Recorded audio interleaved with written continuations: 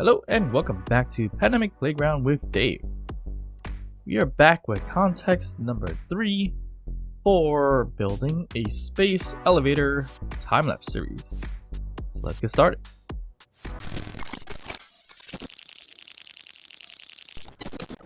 Right, so as you can see, we are pretty high up there. Not by much, to be honest. I think roughly 2.25 kilometers from our base. So that's as far as we got so far within 10 episodes of a time-lapse build. So let's talk about what we've done so far.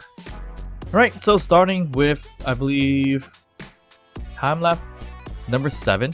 It's when we decided to build the pillars and weld it up to project it, which is actually a waste of time because we really didn't need to weld up everything and project it. We could have just built the scaffolding piece of it, or at least, the skeletal piece like this. And then when you project it, we weld it up together anyways. So yeah, that was a bit of a wasting time, and looks like we missed some blocks here, but it's okay, we'll take care of that later. We built that, welded up with a new kind of rover that had wheels and kind of almost like a train track like wheels to hug onto it. So we built it pretty long, and of course the moment I released it to blueprint it, it kind of like broke right here. But we got it pretty long. It wasn't too bad. It wasn't very long, it wasn't very short either, so it was decent. And this was the rover initially that I used to build and weld everything up, which was, again, very pointless at the time. But the projection worked out fairly okay, minus what was kind of broken, and eventually turned this rover into a ice gathering type of miner. So we're gathering kind of just off the surface of the ice lake here. So this is the handiwork of that rover. Just a little bit of a frontal or top skimming layer. We don't have that much room to get ice on this rover anyways. It's a bit of a limitation here, about 15,000 liters, right? And I have 2 of these, and when I fill it up to the max, it's quite heavy, but it's enough to get the tanks stored up a little bit. So as you see here, that's not much at all. We need to actually have a mining station, or maybe when I decide to rebuild this terrible rig, which is the mobile drilling station, we can gather a lot more ice and then store it back in the base. But yeah, so that was one episode of just building the lengthy projection and then project it up towards the space elevator towers, the 3 towers. And then we moved on to fixing the welding rig. So the welding rig, for some odd reason, came off its tracks, which is reasonable given that I didn't surround the 3 towers for the welding rig at all. So I guess all the kind of upwards, the piston motion, kind of tweaked it and twisted it off slightly off track.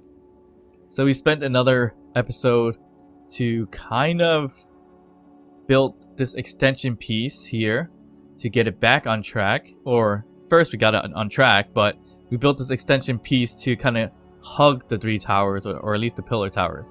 But as you can see, it's already a little bit faulty because it is coming off the track again.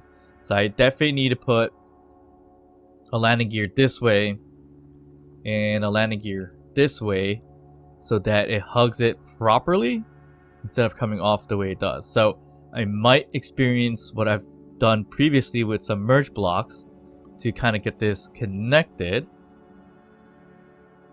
all over again and potentially wreck the rig, which is what happened. So the moment I was able to get this rig to kind of touch the merge block, it didn't connect just yet, but it did kind of cause a little bit of clang and wiggle. The piston that was attached here actually just flew right off, and you probably saw in the intro of, I think, episode 8, where it actually flew up. I think it flew really high up because it took so long for it to come down and create a big hole down there. But yeah, we spent the time to get it back on track, which I think we're gonna have to do that all over again and then really hug one full pillar instead of having it only hug. Yeah, we're not hugging too much, so that's the problem here. So we are slightly off track, and you tell by the landing gear, and you can tell by this welder here, which is not centered anymore. But the other ones are fairly centered, so it's not too bad. I think just that one kind of peeked out a little bit more to the left or right, depending how you're looking at it. In this case, right. Not exactly how I want it. So yeah, we're definitely gonna have to find a way to get that back on track. Hopefully it doesn't cause any crazy damage. So I guess we're gonna just cross our fingers and wait till that time comes. Alright, so the next idea with the rig was to build out a lot of these piping here, so that at any given time when we need to reload this guy, we can put a connector, grab the piston to go down and connect to it. So that way we have a load, or a way to load up the cargo containers with as much things as possible. So at one point I had about 100k worth of steel plates here. Now, not so much. And I think we're running out of iron in our iron deposit, but, well, at least gathering it is kind of slow. But we should be able to make more and connect it and then fill it up into our cargo container as easy as possible from here. So that's kind of what the main point of this is. Should I put it inside a pillar? Potentially yes, but then also would have to kind of edit it a bit on the outside here to put a connector or something like that, just to have a connection point, which is, you know, still a possibility. We just got to rebuild the whole thing all over again inside, so probably not going to touch that right this moment. But it's going to be easy to kind of like grind this thing down, because we can just do it like this, or we grab our multi-tool ship and do that as well, which we're going to talk about next.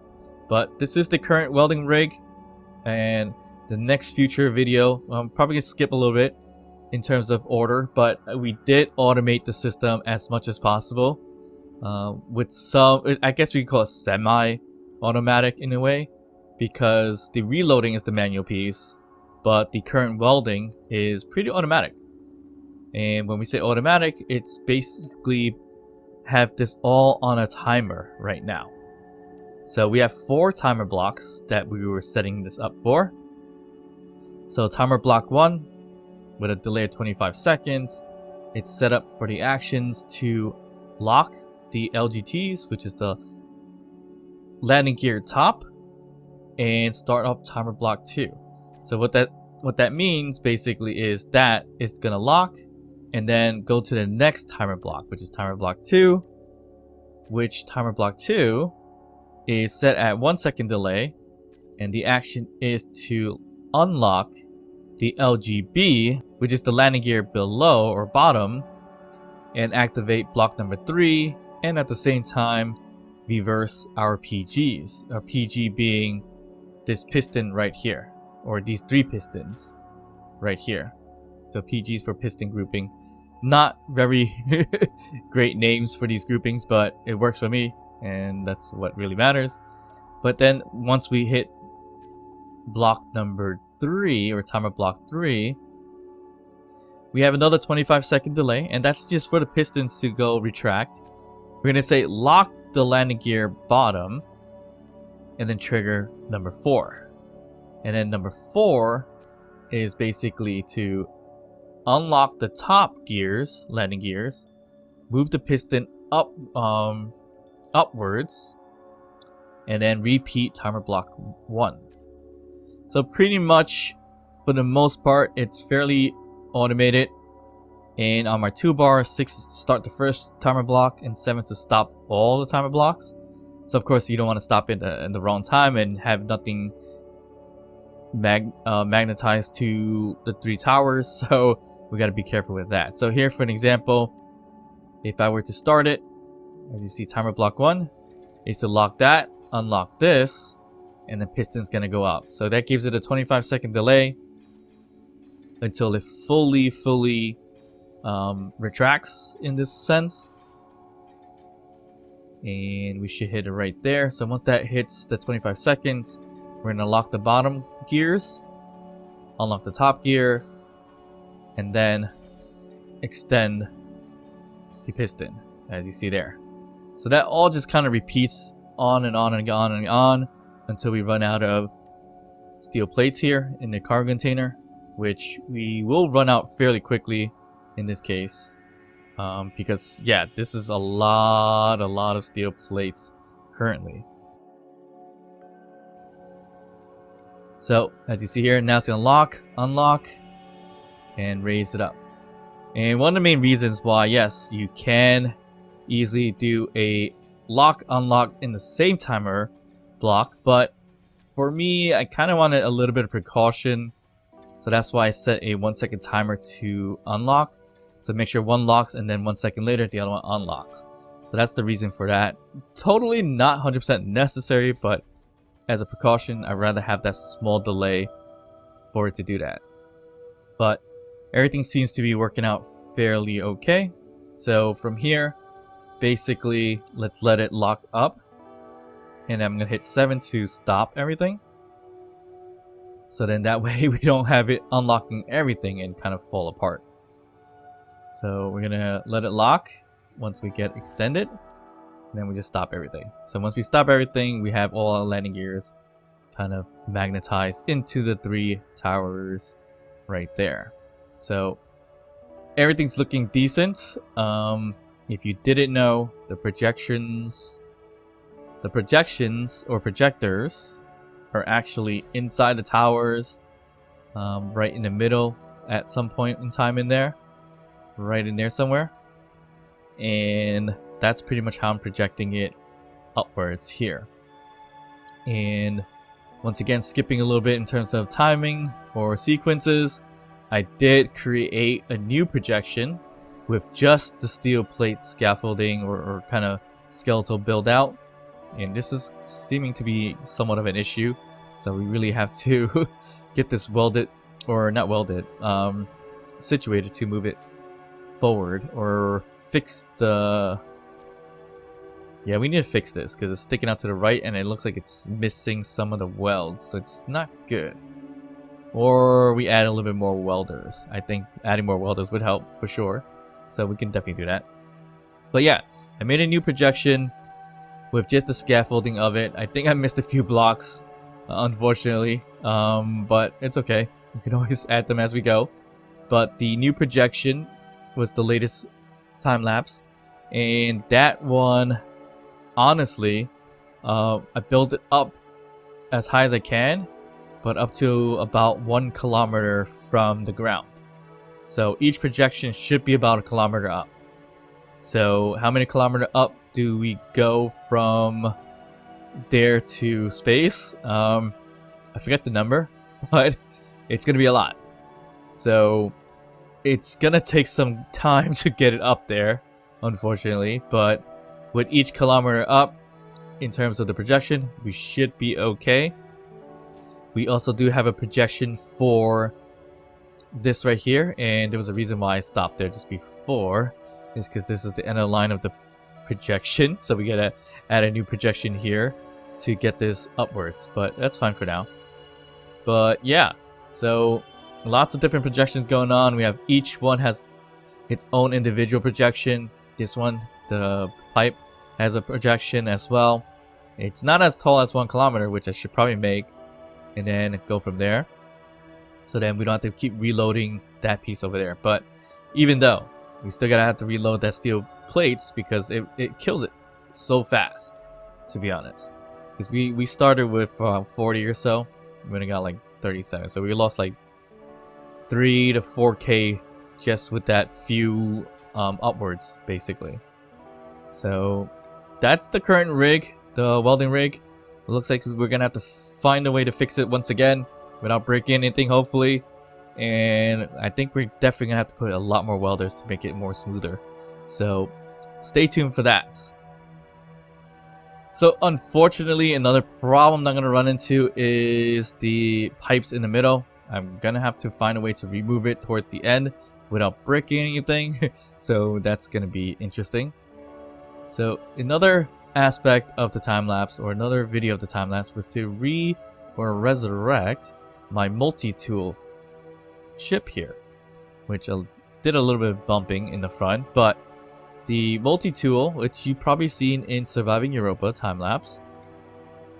And I built that in Europa with the with the arms here, 2 welders and 2 grinders where we can rotate it. So I'm not going to go through too much of it. It's the same ship, exactly same thing. Nothing's changed.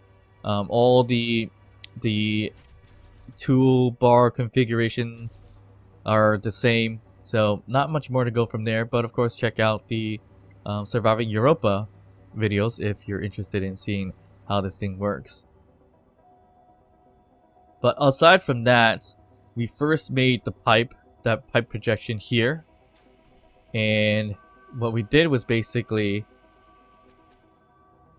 build it upwards straight here. And then I, myself, took a grinder to grind it down as it's falling and breaking and making scrap. So it wasn't an ideal way to get rid of it.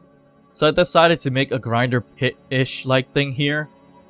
And build the tower, the elevator bases or towers that way, and have the grinders grind it as it drops.